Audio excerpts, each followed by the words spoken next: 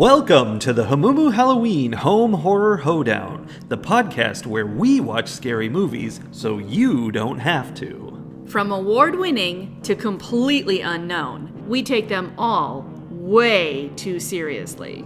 I'm your host, Mike Hummel. And I'm your host, Solange Hummel. Now, warning, we use a ghoulish number of spoilers, so watch the movies first. Second warning, we don't know anything about anything, so don't take us seriously as we take these movies seriously. This week's movie asks the very important question, why are there sharks on the moon? I don't know if that question becomes important until you answer the question, are there sharks on the moon? That's true. That's true. There are, it turns out, sharks on the moon. Yeah. And this movie does answer the question, why are there sharks on the moon? Mm-hmm. The Russians put them there. Yeah, but which side of the moon are they on? Well, that's given away in the title. Oh, is it? Because this week's movie is Shark Side of the Moon from 2022. It's like a comedic pun. It is. Which really is the only reason why I wanted to watch this movie. We knew from the outset, or at least I knew from the outset, this was going to be a terrible, terrible movie. I mean, also given away in the title. You don't think like a high-quality, award-winning, deep-thinking movie would be called Shark Side of the Moon? I do not. Way to judge a movie by its title. I did. Part of the fun this week, which is fun spreading all the way till next week, is that this is going to be a double feature for us. It is. Because when we were searching for the movie with this title, we found another movie with another title. We found a few other movies. Turns out the Sharksploitation genre is rife with quality. It is. And it has definitely infected Tubi, the streaming channel Tubi. Yeah. We will be watching this movie. Well, we did watch this movie this week. Next week, we will be joining you for Ouija Shark, which, again, just from the title is all we got. And we know that's going to be great. You know that's going to be great. You know it. There were several other shark-related pun titles. I don't know how long we will go with this Sharksploitation exploration. I mean, it depends on what we can stand. We might come back to it later after a palate cleanse. But, you know, if that's the sort of thing you like, Tubi has a lot of them. Yeah. Why did we pick Shark Side of the Moon? I mean, the name is the reason. However, we saw a TikTok video just out of the blue. It came up on my page and it said, we're looking for the best, worst movies on horror movies on Tubi. And one of the ones that they found was Shark Side of the Moon. And as soon as I heard that, I was like, I want to see that movie. I think more so you wanted to see that movie. I mean, we have a history of watching terrible shark-related horror movies. Sure. I mean, I would say one of our most mentioned movies that we have ever watched together is Land Shark. Yeah, and during this search, we discovered there's a second movie called Land Shark. It appears to be a Chinese movie. That's not the right one. You want the quality American film Land Shark. Yes. Yes. Incredible movie. So, Shark Side of the Moon, let's get into it. Russians are creating shark-human hybrids, keeping them behind a very poorly designed fence. Yes.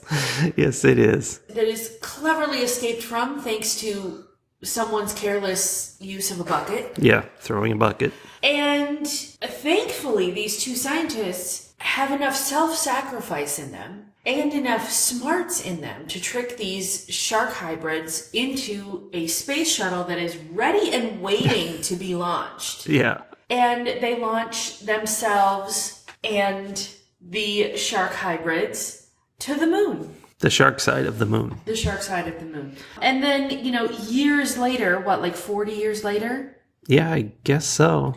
An American space shuttle is launched to do some exploration of the moon, as we do.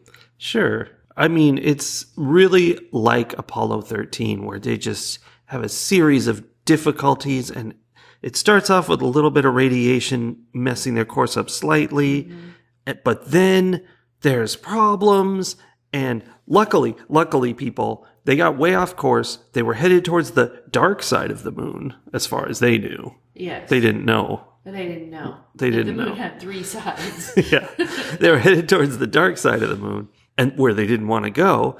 But they were okay because there's a satellite over on that side that they could have used to relay communications to Earth. But they crashed into that satellite and destroyed it. I mean, in their landing on the moon, they did conveniently manage to destroy every piece of equipment that might have helped them escape. They specifically named the 3 things that could help them, and then they crashed into 2 of them on their way down. So they still went on a search for the 3rd. So that was good. It was some quality plotting. Yeah, I mean... Quality. You don't mention this relay satellite in the first act unless you're going to crash into it 10 seconds later in the first act. Yes. I noticed some very quality foreshadowing happening early on when one of the characters said, everything will be fine as long as we don't... Oh, yeah, the crater. Oh, yeah, that's what it was. And, of course, that was the only thing that happened in the entire movie was that thing that they couldn't have happen.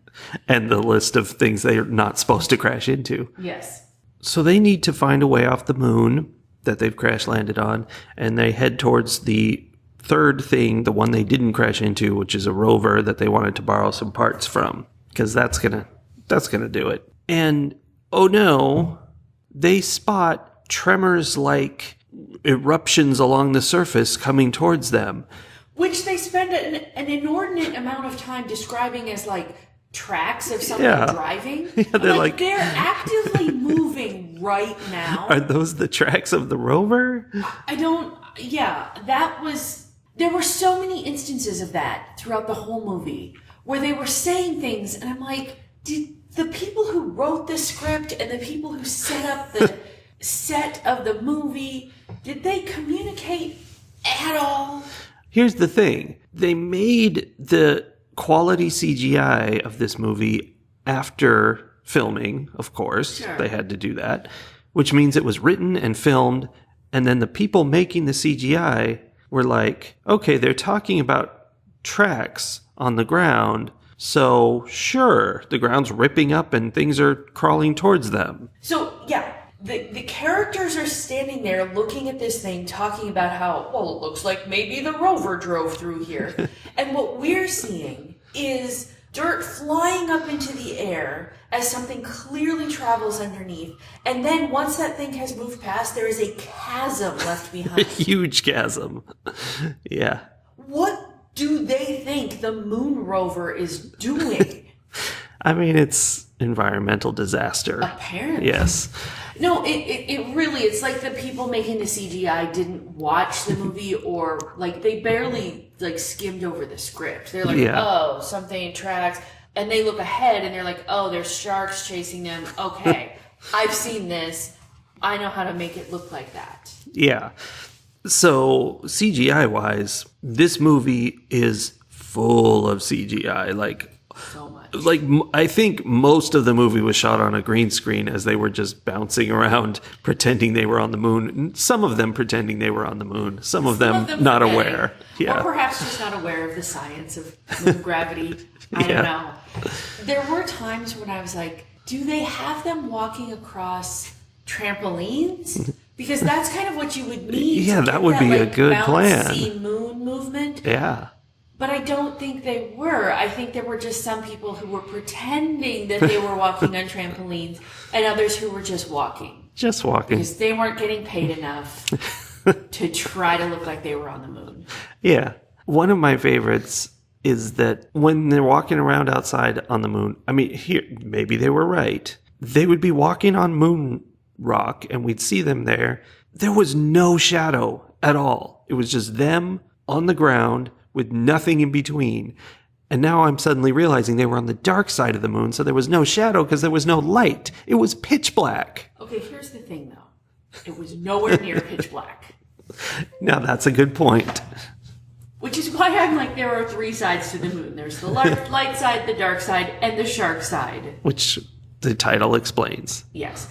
Yeah, they were not anywhere near the dark side of the moon. There was light everywhere, and none of them were freezing to death. Well, what's fun about that Is is that they met people on the moon. Sergei, the scientist who flew the monsters to the moon, sharks, and Akula, right? Yes. A very shark name. Don't you Very recognize shark name. how shark that name sounds? Spoilers, shark name, because actually she's one of the sharks, even though she 100% looks like a human in every way, except she has little gills that we don't see except when she shows them. Yes, conveniently hidden underneath her uniform. Yes. Not underneath her helmet, you'll notice we're saying, because No. they don't have to wear helmets on the moon. They have oxygen things that they stick in their nose. Yeah, which that's the only problem with being on the moon is that you need oxygen, as we all know. Right. You just stick a little thing in your nose and you're fine. And it's not hundreds of degrees below zero No. because they're warm. And there's no lack of air pressure that would cause you to literally explode. You know, in the 30s and 40s, they made movies about people going to the moon, and they just like would go there and get out of their rocket ship and walk around and say hi to like Amazon women or whatever. It was that. It was that. It was very much I that. feel like we know better now. In fact, there was even an Amazon woman. I mean, she was an Amazon shark woman hybrid, but she was definitely like a very tall woman with very broad shoulders wearing a very large bikini top. Yeah. And also her head was a shark head. Oh, yeah. The thing about shark-human hybrids is that they come in many, many styles. You've Yeah, got they really Akula, do. Who is basically a human woman with a few gills on her shoulder. Yeah.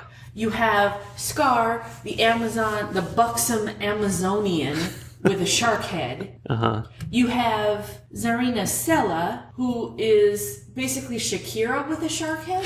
Yeah, but she's so skinny, it's weird. Like her arms are like sticks. Her arms were like sticks. Like they were, if you were to imagine the furthest thing from a shark fin you could possibly come up with, Yeah, it was basically that. sure. With like Tim Burton style fingers. Yeah?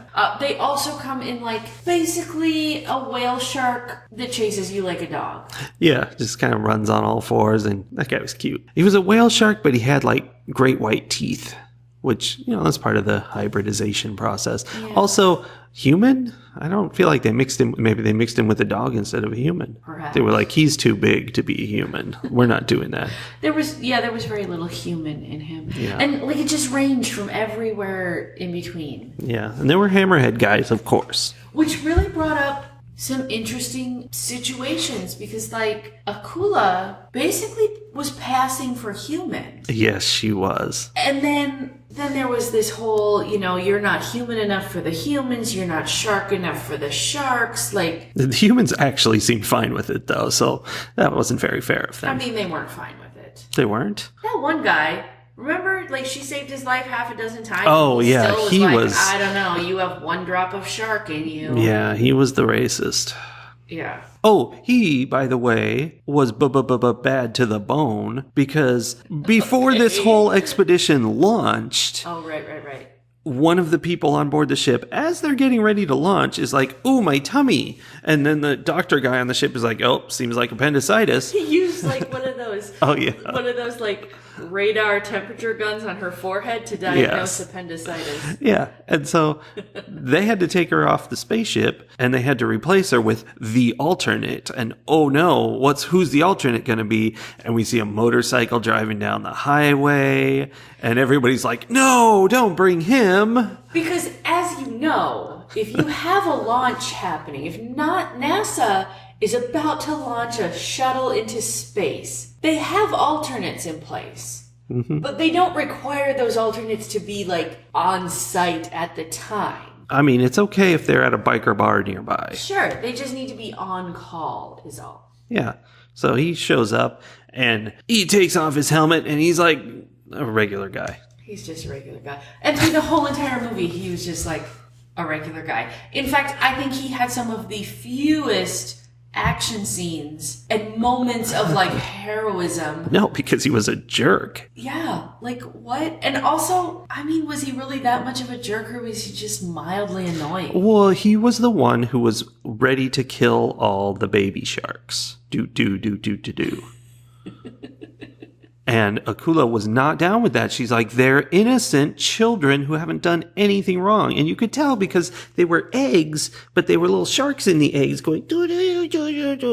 But they weren't doing that. They were actively sounding the alarm so that the other sharks would come kill the humans. So I don't know how innocent they really, really were. They were totally on the team. I mean, what I wrote down was that they were just, the bodyguard sharks were just like shrunk down. It was just like a miniature bodyguard shark in an egg. Yeah. Also, I did a little bit of research. Uh-huh. It turns out that approximately 40% of shark species lay eggs. I wonder if that includes hammerheads, whale sharks, skinny, weird limb sharks, great whites. Yes. I mean, there were a lot of species up there. There were. But they were also mixed with humans. Who also, I would just like to point out, do not lay eggs. No, I guess you're right. We'll look that up, but yeah. Which really, like, this whole discussion, for those who have not seen this movie, is relevant because the plot of the sharks, who in 40 years had, like, up generations of evolution. Mm-hmm. Like, Sergei is still the same dude. He looks like maybe a decade older than he did when he got on the ship. Yeah. And we've got generations of shark evolution happening. Sure. I'm not sure how that came about. It's part of the development, that they created in them. They made them very adaptable. Apparently. Anyway, the sharks really want to get back to their home planet. There's the home planet they share with the humans. Yeah, it's Earth. And they want to bring their collection of shark eggs that they have made, and they are going to take them back to Earth, and then Tsarina Sela will rule on Earth as she has on the moon. Yeah, which, I mean, it's a good plan. It's a good plan all around. Is it? There's just one problem. What's the one problem? The guy who rides a motorcycle. He's not having it. No. The humans can stop them, which leads us to the climax of the movie, which I'm going to ask some questions about because I didn't understand it. Fair. This is my interpretation of what I was saying. There's like movies that at the end of them, they get all trippy and weird, and you're like, what is even happening anymore? Like, like it all turns out that it's a drawing or something, and somebody starts erasing the people in the movie, and you're like, what? Are you talking about like a Bugs Bunny episode? Yeah, well, yeah, like that, or like in Clerks Animated, or whatever. Just weird, trippy things that totally turn the movie on its head. Yeah. This movie probably didn't intend to have that, but at the end, we've got Sergei flying his spaceship into the lava crater in order to detonate the lava somehow, thus wiping out the sharks. Yeah, because apparently the moon has lava inside. Yeah, maybe it does. I didn't actually look that up. I didn't think that was a thing. Well, there's a lava crater. We saw it. So there you go. I don't know. Could be. Okay. Anyway, apparently that whole like launching space shuttles in a vertical position is just like a choice that NASA made. It's not necessary because up is space. Because Sergei launched his full on, like, I had a model of this spaceship. Like, it was just a model of a spaceship. He launched it from a laying on the moon position. Just scraped it across the ground. And then did like a Luke Skywalker, like zoom across the surface of the moon kind of thing. This thing was ready to go after 40 years. And then landed it in the crater. Yeah, that was the plan. And I really lose track of the details of the plan after that because it's a mess. Yeah. But he's doing that while the other people are fighting off sharks with their moon rock blades that they use, the only thing that can pierce shark skin. It has a special crystalline feature that makes it very sharp, apparently. Yeah, very shark. I see what you did there. And they're fighting to give him time to get it started. Sure. But in the course of that, they're fighting Zarina, and she's throwing them one by one down the whale shark / dog's gullet. Yeah, the fight scenes in this movie would just, I mean, it's the way you have to do it with all this heavy CGI and no budget. It was like they'd film the people swinging their weapon around, and then the opposite view, they'd show the shark waving their arms around, and you kind of have to guess what's happening between those two things. So, yeah, like she would just toss them one by one into the shark's mouth, and he'd just go, whoa, like he was like a dog. Yeah. It was like Jonah and the whale. Yeah, and there was absolutely no, like, we never saw a shot of them in the shark. We never saw, like, dramatic, oh no, my friend's been thrown into the shark. It was just, this one's in the shark now. And then we see some more fighting. And, like, it took me a while to even realize that was them being thrown into the shark. Right. I remember you asking how many side characters there were that accompanied them to the I think it was still showing all three of them fighting after the throwing. And then, after they've all been thrown into the shark, I guess, the lava catches up with them and burns the shark to a crisp. But also simultaneously somehow launches the whale shark dog into orbit, where he then travels across space and becomes a shooting star, landing in the ocean on Earth. And they had a raft inside him. Yes. They all got out of the shark. I think. This is only my theory. Exploded into, now he's a raft. Yeah. Maybe he was the raft. So they got out and they were on the raft. And that was great. Hooray. Yes. Job well done. We're back on Earth. Survivors are Akula the shark lady and two of the crew people. Commander Tress and the bad to the bone guy. Yeah. Yeah.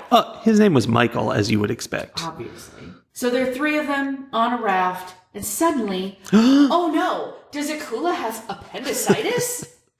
Because we know how bad that can be. Get the forehead thermometer. They didn't have it, though, because they were on a raft. Which is fine, because she was pregnant. Because we learned, by the way, that the sharks, in order to survive, had adapted into asexual reproduction. So that was happening. And she had a baby shark. And then suddenly there were like a dozen baby sharks surrounding the raft. And Akula announced, I must protect my babies, and jumped into the ocean. And I think the idea is that, oh no, now the shark hybrids are going to take over? Yeah, I feel like it was we thought we won, but now there's baby sharks around our raft. And after an entire movie of Akula proving again and again and again that she is reliable and will protect the humans, at the last second, she has betrayed us because she has babies, which I feel like is some pretty messed up social commentary if you really want to like delve into the whole passing as human. Yeah, that was a whole mixed thing. Race kind of thing that was going on with her.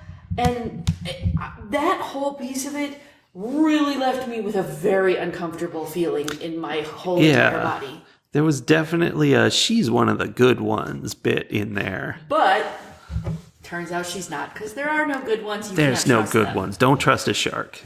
Oh, which reminds me, the grand finale of all this was that, maybe it wasn't the grand finale. At some point, anyway, they wanted to make sure they had a communication device with them so that they would be able to warn Earth that the sharks are not to be trusted if the sharks got there first. Right. That is important because otherwise people would have been like, oh, hey, sharks.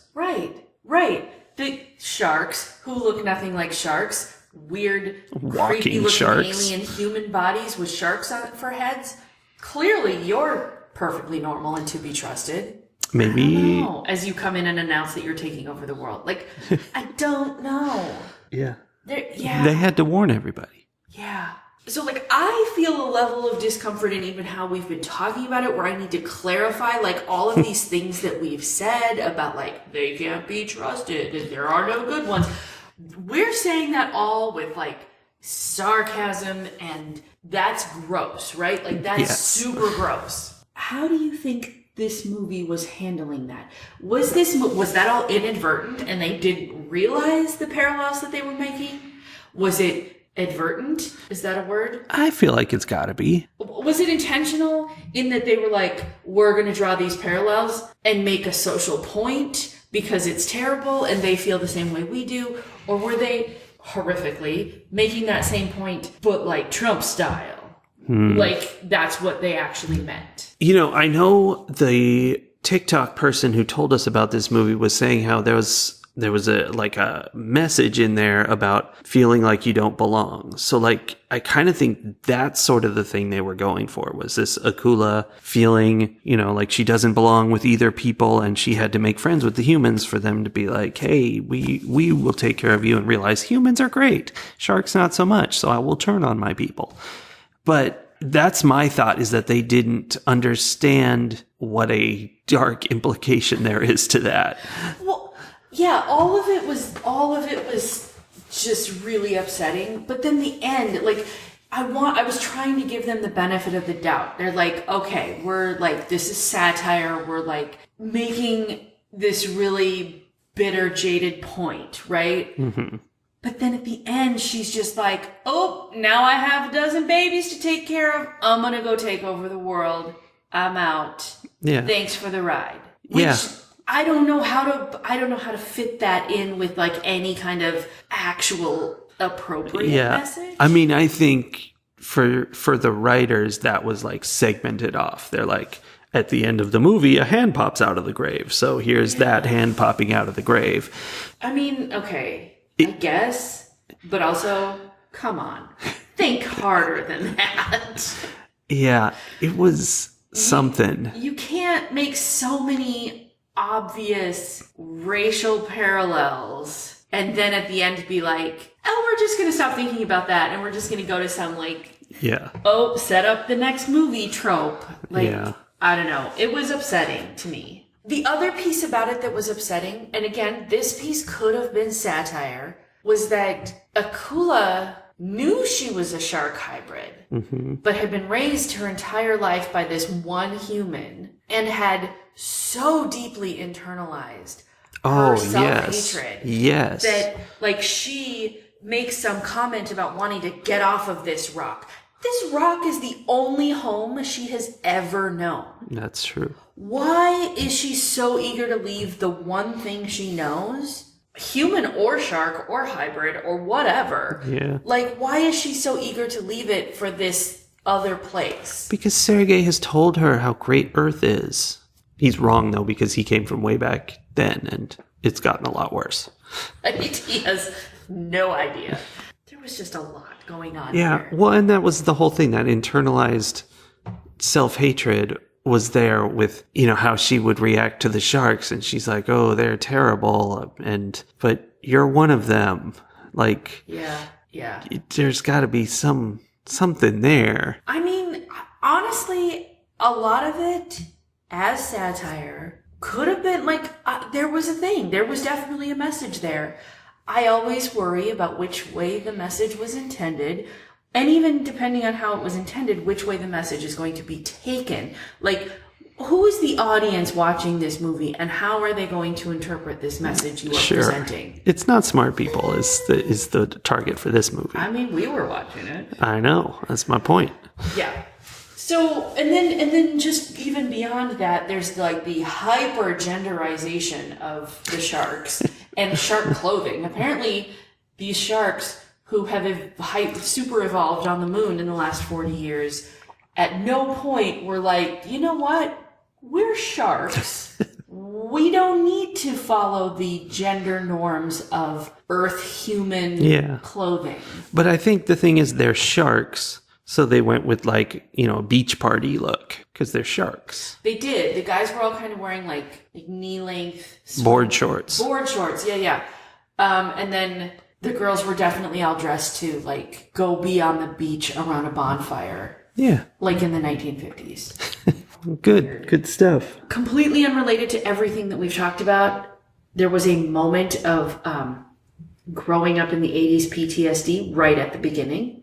When they were showing footage of NASA flights and stuff, there was a bunch of stock footage of space shuttles and people getting ready to get on space shuttles.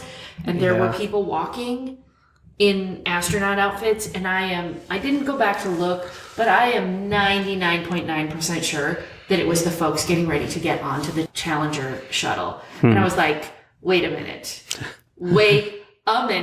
Are we going to start off with the Challenger exploding? Like, where is this story going?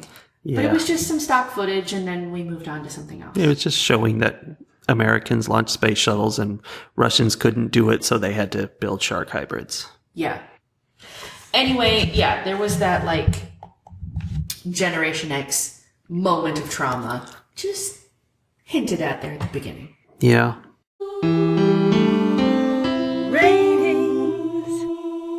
Something I thought about while we watched this movie was this idea that modern technology, just in the last 5 years probably, has made it really easy to massively increase the scope of your movie. An indie movie from, 1990 was going to be like a one-room affair. Everybody's just in this room and they have to solve a problem. And it affects the kind of story you're going to tell. It's just a story about people in one room or walking around a single house, whatever it is. Clerks was made very cheaply, and it was because he could use the quick stop, the convenience store where he worked, and just film at night. Things like that. But today, you get a green screen for $20 and you can create anything because you can render it in a computer. But what that means is you can go far beyond what you're actually capable of doing. So, this is a massive, elaborate thing. They flew big rockets to the moon, and there were shark people, and they were, traveling along the moon in lunar rovers and stuff, like all that crazy stuff.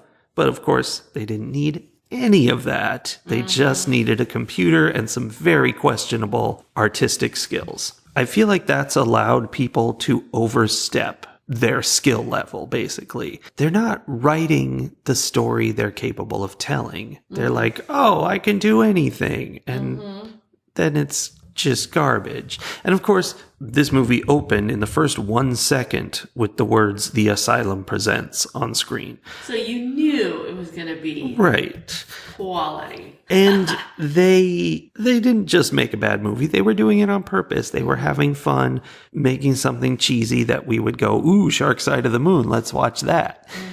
And they succeeded on that. But when you've seen seminal works like Land Shark, exactly, which is all about counting sharks and eyebrow acting, you come into something like this and you're like, I know the genre, I know the area I'm working in of terrible shark nonsense, but the quality is not the same. This is not Land Shark, and it could never be Land Shark, no matter how hard it tries. So, to be judged in this genre, I would rate this movie 2.5 chainmail hats out of 5. I think you can have fun watching this movie, but you would have a lot more fun watching Land Shark. Okay. That's fair. I agree with the things that you're saying. I think the difference between something like Land Shark and something like Shark Side of the Moon is that self-awareness. I don't think Land Shark understood what they were doing. They made like comedy bits in there, but yeah, but like the eyebrow acting, right? I think there's a difference between a movie that just has eyebrow acting in it and a movie that is like, eyebrow acting is funny, let's put some eyebrow acting in. Yeah, like there's a fine line there. And to be clear, this movie didn't. They didn't even try it. No, they didn't. They knew not to mess with the classics. Sure. But then there wasn't anything similar to that either, because Shark Side of the Moon was too self-aware of what subgenre they were aiming at. Yeah, definitely. And that might be what some people are looking for. I prefer, like you do, clearly with your rating, I prefer a little less self-awareness. It comes across as trying a little hard, I think. Yeah, it does. That being said, I'm not sure about the writing of Shark Side of the Moon. I'm not sure whether it was intended to be what it is or whether it just was naturally as stilted as it was. I mean, there were just every single response to every single thing that happened. Okay, one of my notes was they're not even portraying the level of excitement that one would expect from someone who just was like getting to make a movie. Like, because we've had some of those. Yeah, I'm thinking sure. of the one with the plate of vegetables. Anna. They were so excited to be making a movie that came through. Like, you could see every scene. They were like, oh, now we get to do this. And that is also something that I can appreciate, where they're like really into it. And you're like, oh, you are trying so hard. That's adorable. Yeah. But like these guys, it's like they were told, we're making a terrible movie. Make it as terrible as possible. Yeah. But everyone who was involved, like all the actors, they weren't really, their heart wasn't in it. Yeah, like it's a kind of a big corporate version of that sort of thing. They were just cogs in a Sharksploitation wheel. Yeah. You know, I think I'm going to rate mine a tiny bit higher than you did because I do appreciate like some of the absurdity that happened at the end. Some like they went all out with like, how can we make this make as little sense as possible? Yeah. The whole Jonah and the whale aspect at the end, and that's how they got home. That was something. It was a fever dream. That was something. Like, why was she even throwing them in there? Yes. Well, clearly it was part of the plan because they were all like, "Mwahaha, we got her to throw us back to Earth." Or, you know, we rode our... Don't throw me in that whale shark. Whale shark hybrid back to Earth, yeah. So that, like, the absurdity of that I liked. The absurdity of, like, the mild callback to the appendicitis of the beginning, but then it turns into she's giving birth to live sharks, by the way. Yeah, she is not egg-based. About shark eggs. And the babies that actually make it to Earth are not in eggs. Because we know most sharks do live birth. Right. It's those little touches that just I'm gonna have to give them points for some of that because it was manic in its chaos. So I am going to give Shark Side of the Moon 3 chainmail hats out of 5. Yeah. Fight the horror of a world gone mad. I'm going to keep my hot tip of the day brief today. I'm going to say, really think when you see somebody sharing a message of some kind, political or otherwise, in absurdity, I just ask that people consider the implications of that. Like, I'm all for satire and absurdity, but in our world today, reality has become so satirical and so absurd that, I don't know, I feel like there's a layer of exploration and thought that needs to be added to it to really understand the implications of those things and whether they're actually adding to the world the message they think they're adding or whether they're just fueling more of the, like, flat earth anti-vax madness that has taken over so much of the population. Appreciate and spread those satirical, sarcastic messages, but perhaps do it with a little thoughtfulness. You know, it's funny because I had the thought while watching this movie that, you know, with all this modern technology and CGI and everything, this movie really makes a statement against moon conspiracies because you see these people trying to make it look like someone's on the moon with all that technology, and it's not remotely convincing. No. Yet, back in the 60s, somehow they were able to make very convincing video of people on the moon. Somehow. Anyway, so just, thinking. I guess my hot political tip for the day is just be as thoughtful as you can be. That's good. And early voting is right around the corner for Texas. It's about a month out. I have heard for some other states it starts even earlier, so make sure you know when early voting starts in your area and be ready. Get out and vote as early as possible. You never know what will happen. Yeah, get it done. So we'll see you guys next week with the second part of our double feature, Ouija Shark. You can go on Tubi and check it out for free. Tubi is free, everybody. It's got stupid ads on it, but who cares? I literally cannot wait for Ouija Shark. We'll see you guys then.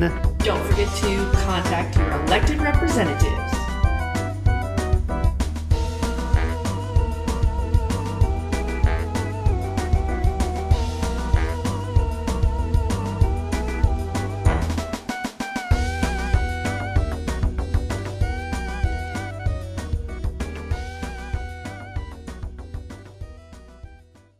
All the baby sharks. Do.